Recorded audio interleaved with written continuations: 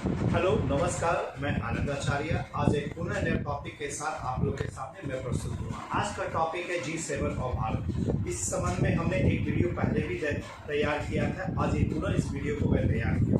वैसे आज मैं दो टॉपिक पर लेकर मैं चर्चा करना चाह रहा हूँ ताकि आपकी सोच काफ़ी व्यापक हो सके। देखिए, घटनाएं निश्चित तौर पर बदलते रहते हैं, उस घटना के आयाम भी बदलते रहते हैं। तो वर्तमान परिस्थितियों में क्या हो सकता है, कितना पॉजिटिव हो सकता है, कितना नेगेटिव हो सकता है, इन चीज़ों को लेकर समझाने की कोशिश है। जो आमतौर पर मैं क्लास में बच्चों को मैं समझाया करता था, अपने स्टूडेंट को समय नहीं मिल पा रहा है और ऑनलाइन क्लास में मैं इसी को एक माध्यम माना कि मैं इस माध्यम से लोगों को मैं समझा सकूं कि भाई क्या होना चाहिए, क्या नहीं होना चाहिए। जैसे देखिए, आज एक फॉर्मेट दिया गया, जैसे कल का ही फॉर्मेट आया था कि G7 अब G11 बनेंगे। G11 यानी कि 4 देश अन्य जुड़ेंगे। 4 देश पर अगर आप गौर करेंगे तो कौन कौन है?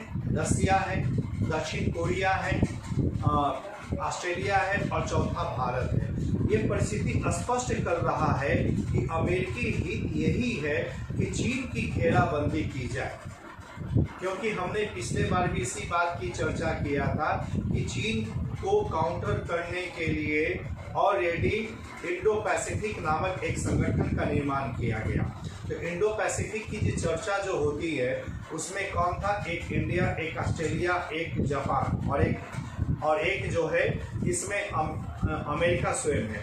तो अमेरिका जापान तो आप G7 में शामिल है ही, शामिल किया गया। और इसी इंडो पैसिफिक में से 2 देश है, यानी कि जिसमें इंडिया ऑस्ट्रेलिया को शामिल कर लिया गया।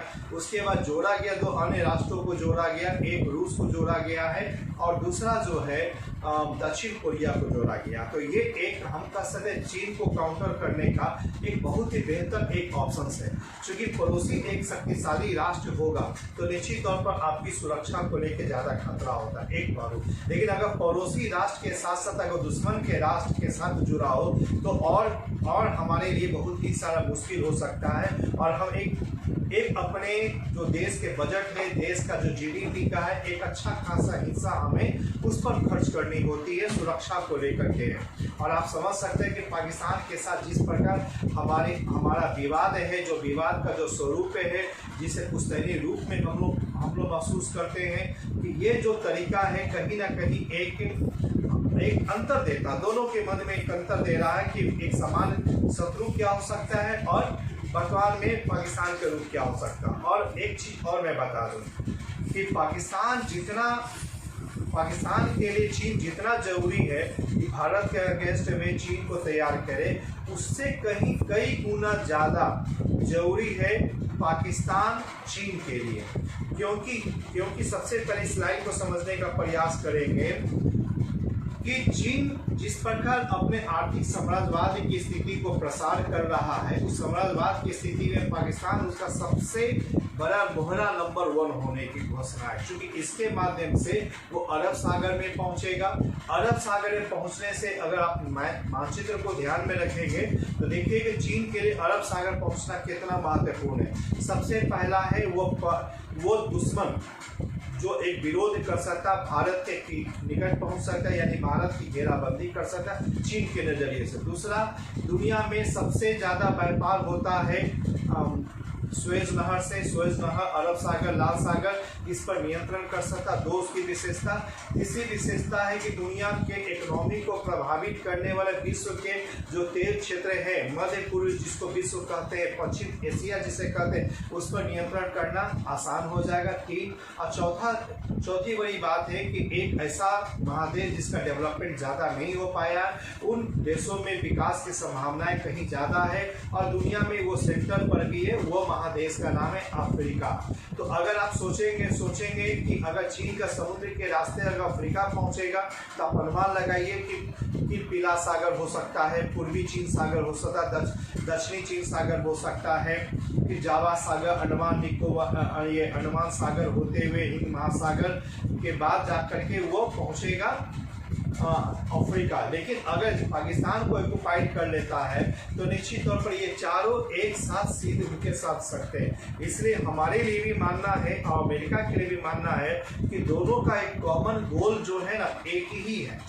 मतलब कॉमन गोल ही है कि चीन अब चीन को लेकर के हमें इस बात को ध्यान में रखना पड़ेगा कि रूस इस पर कितना समर्थन करता है, क्योंकि रूस की जो स्थिति विगत 2 दशक 3 दशक से है, तो लगता है कि पहले जो रूस नेतृत्व करता था, आज रूस अपने युवा युवराज या कह सकते सेनापति के रूप में चीन को प्रमोट कर दिया रखा, अपने आप को बैक किया। तो बैक करने के पीछे 2 हो सकता है रीजन। पहला रीजन यह हो सकता है कि मूल शेर यानी कि जो सिंहासन जिसका होना है वो रूस से है, वो उससे संघर्ष के लिए चीन को आगे करा, सेनापति को आगे करा, एक। या दूसरा हो सकता है कि सचमुच रूस स्वयं को एक बूढ़ा महसूस कर रहा कि अब उसके पास ताकत और संसाधन उस रूप में नहीं है कि वैश्विक शक्तियों के साथ सामना कर सके, इसलिए भी चीन को दे रहा। क्योंकि दोनों पहलू पर आप गौर कीजिएगा कि चीन के साथ रूस का जो सीमा विवाद था, तो रूस ने एक पक्षीय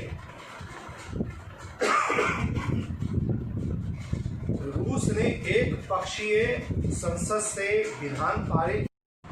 तो देखिए यहाँ सबसे बड़ी बात है कि रूस पर हमें ध्यान देना होगा, क्योंकि रूस जिस तरह से चीन का समर्थन करता है, इसके हम लोग मानते हैं कि इसके 2 मायने हो सकता है। या तो रूस स्वयं को बूढ़ा महसूस कर रहा है और युवा सेनापति चीन को आगे कर रहा है, पहलू एक हो सकता है।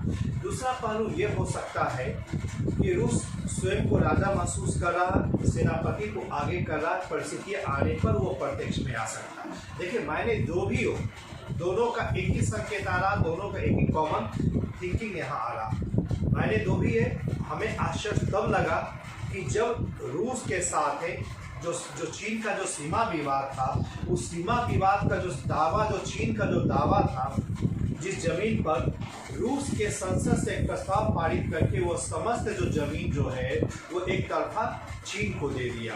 तो चीन को देने पीछे भी हम 2 मायने को समझ सकते हैं। पहला कि चीन को खुश करना चाहता है, या दूसरा चीन के साथ वो विवाद नहीं लेना चाहता। यहाँ एक चीज काफी महत्वपूर्ण होगा कि यह जो G7 G11 में बदलेगा, उसमें रूस कितना साथ देता। अगर रूस साथ देता है तो हमारे लिए कोई किंतु परंतु नहीं रहेगा, हमें खुल करके उसमें समर्थन देना होगा, पहली बात है। दूसरी बात है इसके नेगेटिव एस्पेक्ट पर अगर हम चर्चा करें, तो नेगेटिव एस्पेक्ट पे इस बात को ध्यान में रखना है कि जब हम G11 में शामिल होंगे, जो G7 G11 में होगा, तो हमें किसी भी हाल में विकसित देशों का तमगा को नहीं लेना है।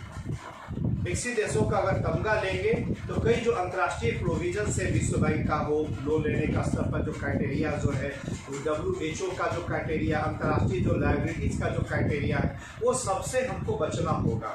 इसीलिए बेहतर होगा उसमें बचने के लिए जो परिवर्तन जो किया जाए, उससे अच्छा है कि भारत विकासशील देश से होते हुए तमगा, विकासशील देशों का तमगा लेते हुए उस देश में शामिल हो। ये चीज हम करेंगे तो ज्यादा बेहतर हो सकता है। यही एक नेगेटिव पहलू। दूसरा नेगेटिव पहलू, अगर रूस साथ ना दे तो क्या होगा।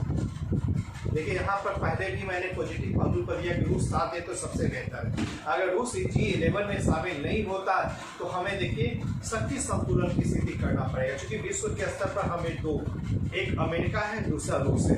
रूस परंपरागत दृष्टि से 1950 से लेकर के अब तक भारत के साथ हमेशा यूएनओ में एक समर्थन करता रहा।